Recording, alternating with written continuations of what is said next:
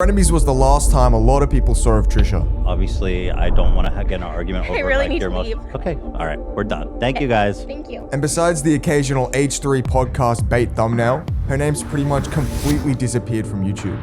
But having played such a huge role in the Shane drama, James Charles, Jeffree Star, and Frenemies drama, and gaining millions of views per week, what the hell happened to Trisha?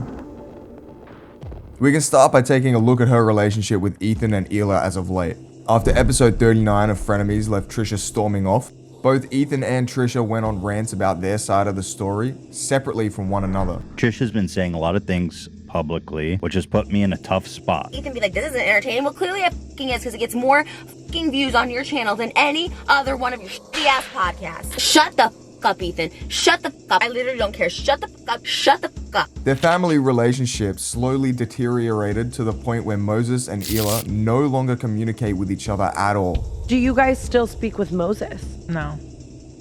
And it's really hard. Dude, we used to hang out with him every He was week. the closest one. Every week, dude. Someone's saying you should reach out. It's not that simple, guys. Trust me. I don't want to get into it further than that. If someone said, do you miss her? Yeah, I do. I miss her. I just realized I do when I'm doing this. But it's hard to get any more information out of them, since for them it is such a touchy subject. All right, Family. next topic on Family. After Dark Family. Show. Family. Though she is posting the same kind of content she always has, her views now, compared to peak Frenemies era, have dropped drastically, with the bad performing video back then still averaging a couple 100,000 views. Though a good performing video now only gets around 60k tops. It's clear that the majority of her views now are solely from the ASMR channel. Trisha and Moses recently having a baby has also caused some problems for them. Though most of the comments surrounding her pregnancy were positive, there were still those who questioned the intentions behind having the baby in the first place, claiming she only ever wanted a kid so she could turn it into a family channel, similar to that of the Ace family, or worst case scenario being Daddy 05. This kid will never know the definition of privacy because their mother chose to exploit every personal and private moment for money instead. Malibu Barbie, I'm shocked at the name.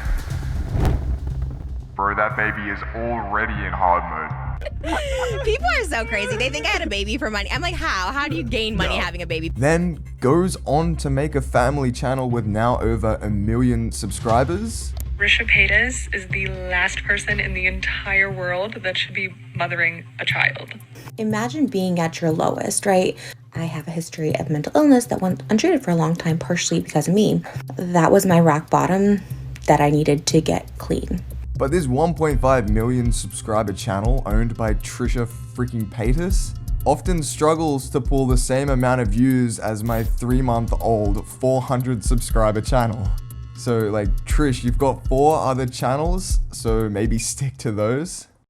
And in January of this year, Trisha was accused of trying to scam her fans, releasing a botchy-ass skincare line. Then after it failed, relaunching the very same skincare line under a new name, from a disgusting website layout to elementary school grammar and spelling, reusing old promotional photos from her failed prescription box, and this is the image quality they're uploading to their website. No, I am not joking. They thought a 240p banner was suitable for their skincare line.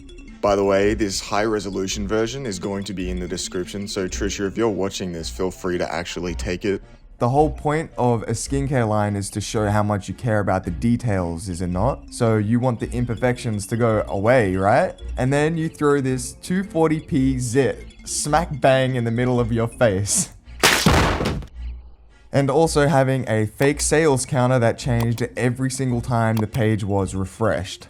So Glow Skin Enhancement has disabled comments for all of their posts on Instagram, leaving people to say this under Trisha's promotions. The ratings on Amazon are awful. That's why she turned off the comments on her skincare page. I know someone dumb enough to actually pay for it, and they said it's awful. Packaging is so ugly.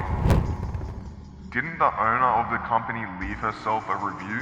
That's not sus, then nothing is.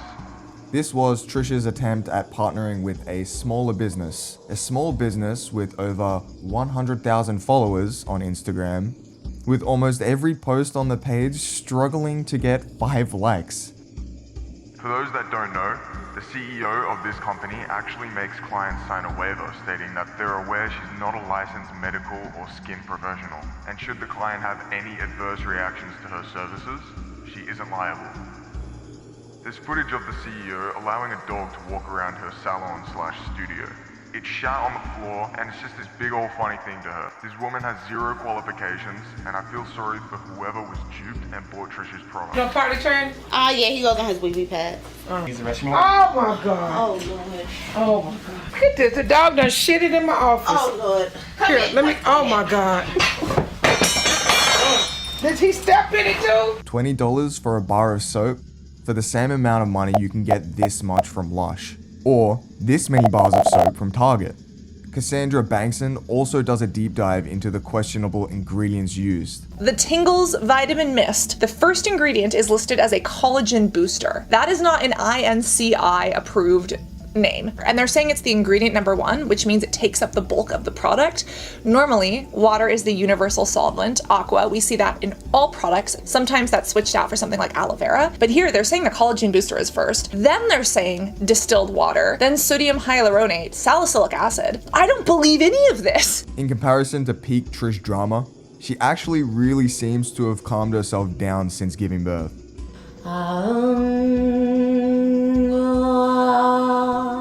Focusing on improving herself for the sake of her daughter. To be honest with you, she's been pretty mellow. Yeah, that's great. No, good. Since she got pregnant, I don't think she really talked any shit about anyone. That's good. To give her credit. It is hard to say whether their relationship with Ethan and Hila will ever be rekindled. Praying for the reconciliation of you and Trisha. Well, brother, that ain't happening. Not in this lifetime. You don't think so, like ever?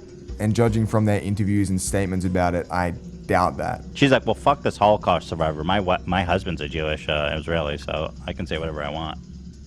No, he's your assistant, bro. He does whatever you say.